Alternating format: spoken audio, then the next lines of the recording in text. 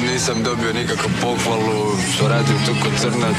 Ponedeljak u 6 iskačem iz kreveta da bi stigao na vreme na bus, trčim ko kometa. Nisam tatin sina, poslu piću zna se celog leta, kupo bi se po tropskim destinacijama sveta.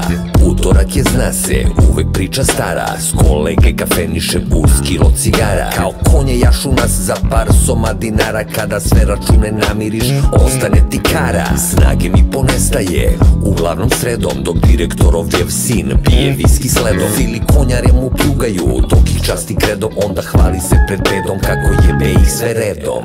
Lepo je meni govorio tata, mani si kriminala i opijata.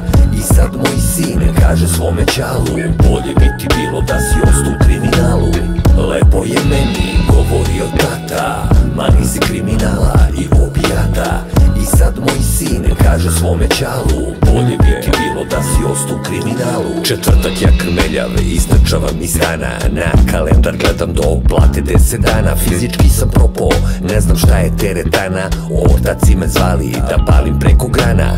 Petkom svaki radnik doživi pravu sreću, posle šljake oni uveče u izlaske kreću. Kurave da saleću, u pizde da im meću, ja te sreće nisam jer poradim treću. I nemoj da gubiš vreme sa mnom tako mlada, nemam vremena da vodim te na sladoled do grada. Mora da se rita jer mi plaču usta gladna, uvališe mi i subotu da mi bude radna.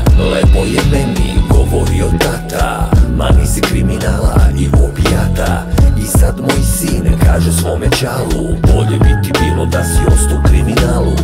Lepo je meni govorio tata, mani si kriminala i opijata. I sad moj sin kaže svome ćalu, bolje bi ti bilo da si ostu u kriminalu.